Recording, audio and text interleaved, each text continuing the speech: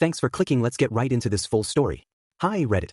I've read countless stories here, thinking, wow, that must have been awkward, but now I'm here with my own saga, one that will haunt me for the rest of my life. Buckle up because this isn't just about a ceiling. It's about nerves, perfectionism, and one very unfortunate golden retriever. Let's set the scene.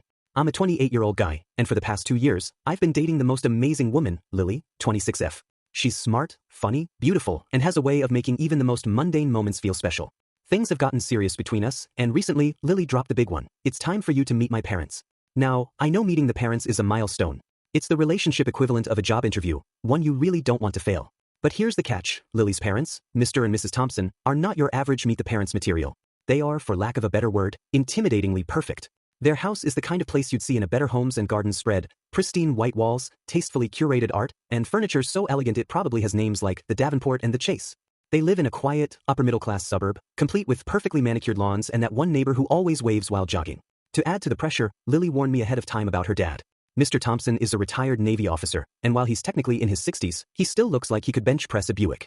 According to Lily, he's a stickler for manners, punctuality, and firm handshakes, the kind of guy who notices if your shoes aren't polished. Meanwhile, Mrs. Thompson is the epitome of grace, running her household with military precision and Martha Stewart-level hospitality. I spent days psyching myself up for this visit. I bought a new button-up shirt, Lily vetoed my first pick as too casual, practiced my handshake grip in the mirror, and Googled safe conversation topics to avoid awkward silences. I even rehearsed an anecdote about my job in IT because, apparently, funny but not too funny is the sweet spot for meeting parents. Finally, the big day arrived. We pulled into their driveway, and my stomach felt like it was hosting a gymnastics competition. Their house stood tall and imposing, with ivy crawling up the brick facade and large windows that seemed to silently judge me. Daisy, their golden retriever, greeted us at the door with an excited bark, wagging her tail like she was auditioning for a pet food commercial. Mrs. Thompson opened the door, wearing a warm smile and holding a tray of, get this, freshly baked cookies. Who does that in real life? It felt like I'd stepped onto the set of a Hallmark movie. Welcome, David, she said, handing me a cookie before I could even respond. It was oatmeal raisin, which normally isn't my first choice, but this one tasted like it had been made with magic and a dash of love. Mr. Thompson followed her, extending his hand for the handshake I'd been dreading. His grip was firm but not bone-crushing, and he gave me a quick nod of approval. So far, so good. The first hour was actually pleasant. We sat in their formal living room, sipping coffee from delicate china cups that I was terrified of breaking. I made small talk about my job, complimented the house. This rug is beautiful, Mrs. Thompson, and even bonded with Mr. Thompson over his collection of antique ship models. Dinner was equally flawless. Mrs. Thompson served a roast chicken with sides so perfectly plated they could have been on Instagram. I made sure to compliment her cooking, and Mr. Thompson regaled us with stories from his Navy days. Lily kept giving me encouraging smiles, and I started to feel like I was nailing this. But here's the thing about confidence, it's a slippery slope. You start feeling like everything's under control, and that's when fate decides to throw a curveball. And in this case, that curveball came in the form of a slight draft. It was after dinner, and Mrs. Thompson offered us a tour of the house. They were clearly proud of it, and honestly, they had every right to be. Every room looked like it belonged in a designer catalog. As we walked down a hallway, I noticed a faint chill in the air and, trying to be helpful, mentioned it. Oh, that's probably the attic vent, Mrs. Thompson said. We've been meaning to check it out, but it's a bit tricky to get up there. Tricky? Mr. Thompson chuckled. You just need a ladder and a steady hand. This was my chance to score some major points. I could take a look for you if you want, I offered, already picturing myself as the hero who saved the day. Lily shot me a subtle but wide-eyed look that clearly said, what are you doing? But it was too late. Mr. Thompson was already retrieving a ladder. Let me paint the scene. The Thompsons' attic wasn't your typical dusty, cobweb-filled horror movie set. No, this attic was fancy. It had been converted into a small storage space, complete with built-in shelves and neatly labeled bins. Even their clutter was organized. The issue, according to Mr. Thompson, was a vent near the back of the attic that hadn't been checked in years. He suspected some insulation might be loose, but since they rarely used the space, it hadn't been a priority. Just be careful, he said as he set up the ladder. The floorboards don't extend all the way to the edges. Step off them, and you're walking on drywall. Now, I'd like to think I'm a reasonably intelligent guy. I understood the words he said. The problem is, when you're trying to impress someone, common sense tends to take a backseat. The climb. Climbing the ladder felt like I was ascending to my doom. Lily stood at the base, her arms crossed and her expression torn between this is a bad idea and please don't embarrass me. Daisy, the golden retriever, was also watching, wagging her tail as if this were some grand adventure. When I reached the attic, I was hit with the musty smell of insulation and wood. The space was dimly lit by a single bulb hanging from the ceiling, casting eerie shadows over the rows of storage bins. I crouched low and shuffled toward the vent, careful to stay on the floorboards. Mr. Thompson handed me a flashlight, and I inspected the vent like I knew what I was doing. Honestly, it looked fine to me, but I didn't want to seem useless, so I muttered something about needing a better angle and shifted my position. This, my friends, was where things took a turn. Slip. As I moved closer to the vent, I stepped just slightly off the edge of the floorboard. At first, it felt solid enough under my foot, but then there was this faint creaking sound, the kind of sound that makes your heart drop into your stomach. Before I could react, the drywall gave way and I was falling. I wish I could tell you I fell gracefully, like some action movie star leaping from a building. But no, this was the flailing, limbs everywhere kind of fall. The worst part? I didn't just crash through the ceiling into an empty room. No, I landed directly in the middle of the Thompsons' dining room, where the remnants of our perfectly lovely dinner were still on the table. The impact. My landing was spectacular in the worst possible way. I hit the table with a loud crack, breaking it clean in two. Plates, glasses, and a decorative centerpiece scattered across the floor like confetti at a very sad party. For a moment, there was silence, just the faint creak of the broken table and the sound of drywall dust settling. Then came the barking. Daisy, who had followed the action downstairs, was now losing her mind, barking as if I were an intruder instead of her new best friend from an hour ago. And then there were the Thompsons. Mrs. Thompson, who had been in the kitchen when the chaos unfolded, stood frozen in the doorway, her hands clutching a dish towel and her mouth hanging open in horror. Mr. Thompson, ever the man of composure, appeared at the top of the ladder and looked down at the wreckage with an expression I can only describe as disappointed but not surprised. Lily was the first to move. She rushed to my side, her face pale.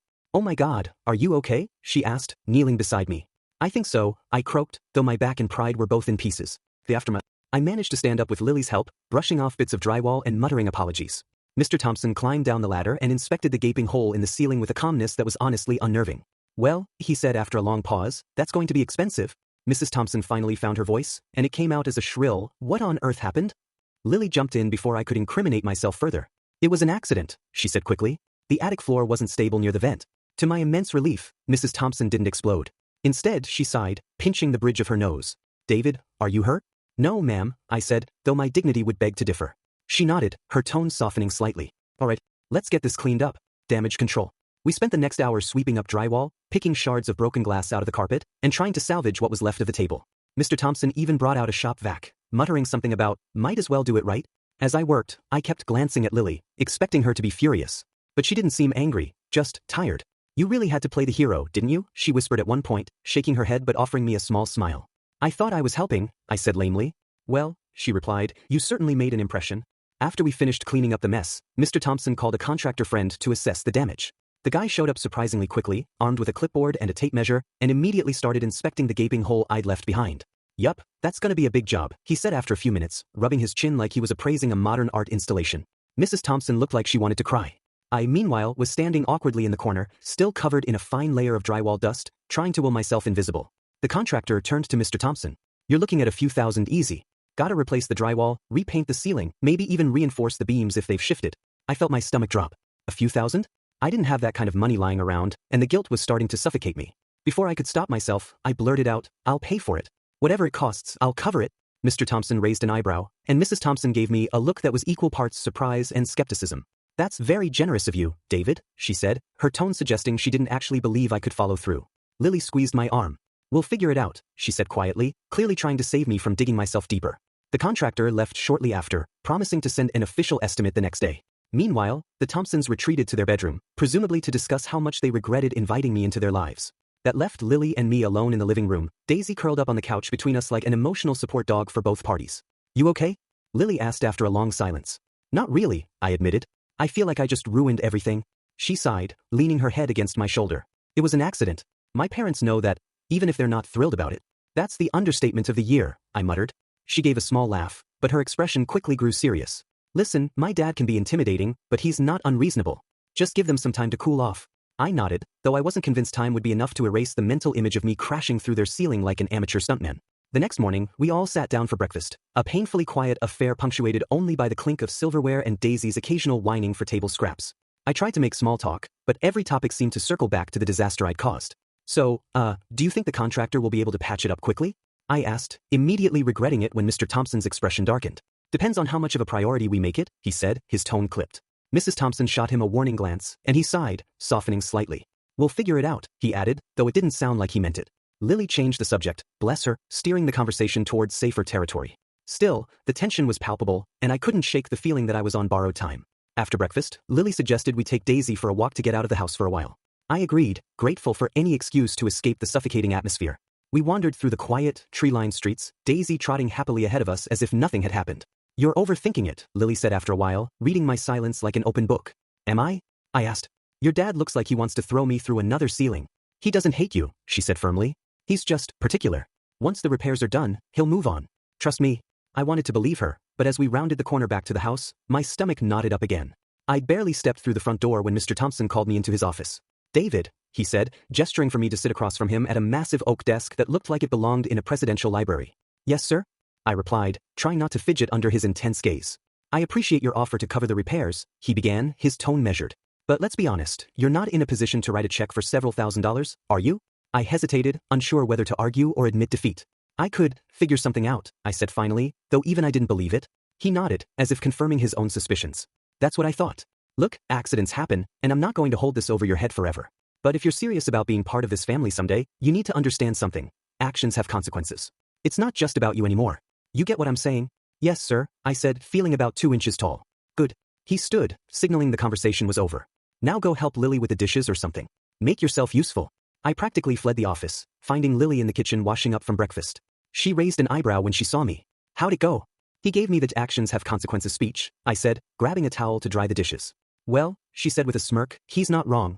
The Thompsons seemed content to let the contractor handle the repairs, but the hole in their ceiling wasn't the only thing that needed patching up. There was an unspoken tension hanging over the house, thick enough to cut with a knife. After Mr. Thompson's actions have consequences speech, I tried to stay as low-key as possible. I was extra polite, overly helpful, and basically acted like an unpaid butler. Need coffee? I'll brew it. Trash full? I'm taking it out. Daisy barking at the neighbors? I'm already at the door with her leash. Despite my best efforts, the vibe remained frosty. Mrs. Thompson was civil but distant, and Mr. Thompson seemed to be actively avoiding me. The only person who didn't treat me like a walking disaster was Daisy, who had decided I was her new best friend. Lily tried to keep things light, but I could tell even she was feeling the strain. Maybe we should head home early, she suggested one evening after dinner, while we were watching TV in the guest room. Is it that bad? I asked, though I already knew the answer. She hesitated, biting her lip.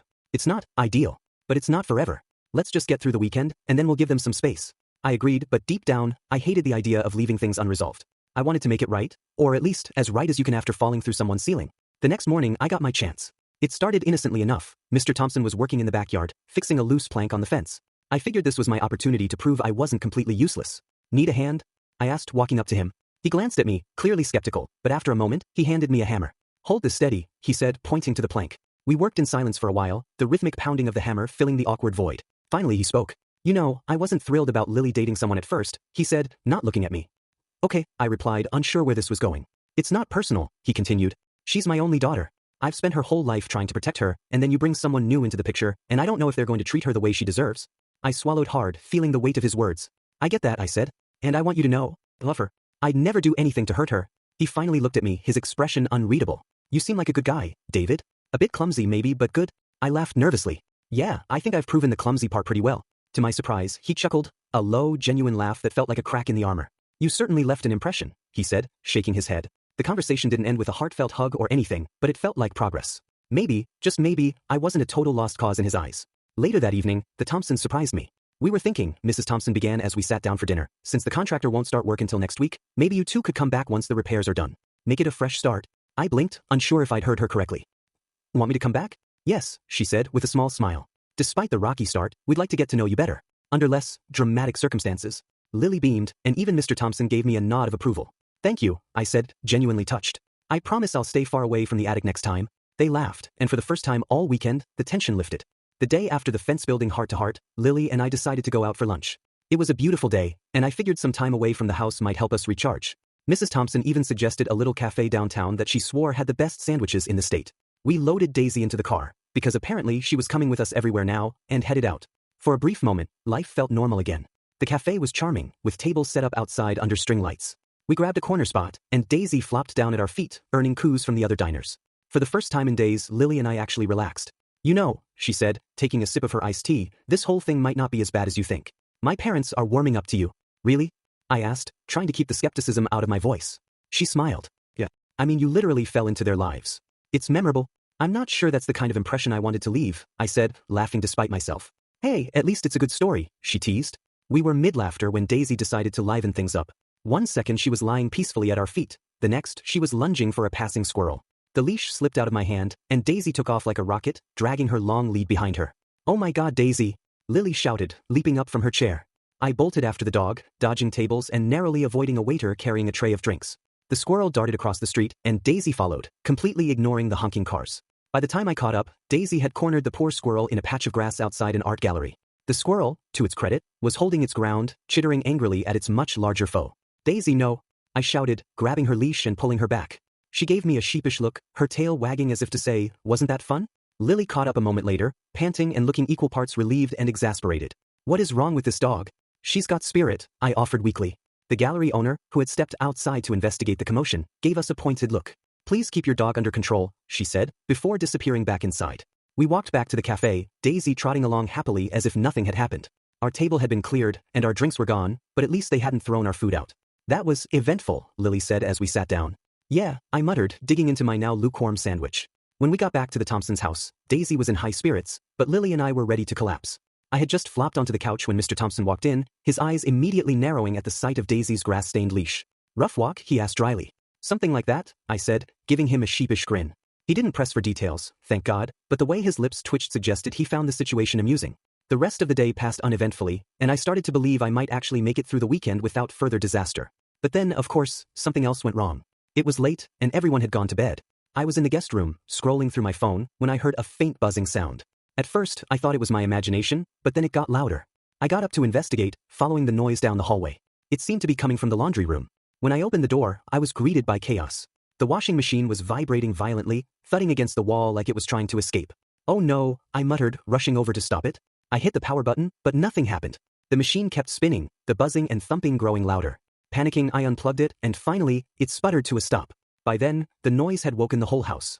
Mr. Thompson appeared in the doorway, his face a mix of confusion and irritation. What the hell is going on? I don't know, I stammered. I think something's wrong with the washing machine. Mrs. Thompson joined us, her eyes widening as she took in the scene. Oh no, she said, rushing over to open the washer door. Inside, the load of laundry was soaked and tangled, with soap suds foaming around the edges. But the real culprit was a small plastic bag that had somehow made its way into the drum. That's not supposed to be in there, Mrs. Thompson said, pulling it out. Lily appeared behind her parents, rubbing her eyes. What's going on? I explained as best I could, though it didn't make me look any less guilty. Mrs. Thompson sighed. Well, at least the washer isn't broken. But we'll have to rewash this load. I'll do it, I volunteered, desperate to make up for yet another screw-up. No, she said firmly. You've done enough. The morning started out relatively normal. Lily and I helped clean up after breakfast, and Daisy was surprisingly calm for once, napping in the corner instead of chasing imaginary squirrels. I was starting to think I could make it to the finish line without another catastrophe. Then the contractor called. Mrs. Thompson answered the phone, her expression tightening as she listened. When she hung up, she let out a sigh that could have rivaled a hurricane. What's wrong? Mr. Thompson asked. The estimate, she replied, handing him the paper where she jotted down the details. He glanced at it and let out a low whistle. Well, that's substantial. How bad is it? Lily asked hesitantly. 5,000, Mrs. Thompson said, rubbing her temples. Apparently, there's more structural damage than we thought. My stomach dropped.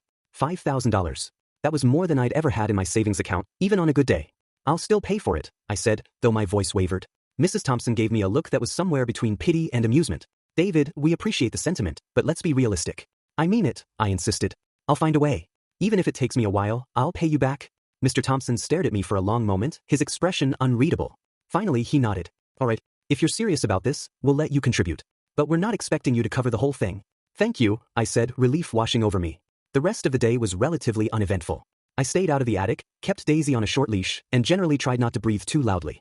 By the time Lily and I packed up to leave, the tension in the house had eased significantly. As we said our goodbyes, Mrs. Thompson actually gave me a hug. Drive safe, she said, smiling warmly. Mr. Thompson shook my hand, his grip firm but not crushing. We'll see you in a few weeks, he said. And next time, stay on the ground floor. Will do, I promised. The drive back was quiet, but not in a bad way. Lily rested her head on my shoulder, and Daisy snored softly in the back seat. You survived, Lily said with a grin as we pulled into our driveway. Barely, I replied, though I couldn't help but smile. Looking back, the weekend was a disaster, sure, but it wasn't all bad. I got to see a new side of Lily's family, and they got to see a new side of me, even if that side was covered in drywall dust. So, Reddit, that's the story. I fell through my future in-laws' ceiling, destroyed their dining room, and managed to walk away with my relationship intact. Not exactly how I imagined the weekend going, but hey, at least it's a story I'll never forget. Thanks for sticking with me through this wild ride. Until next time, stay away from attic floors.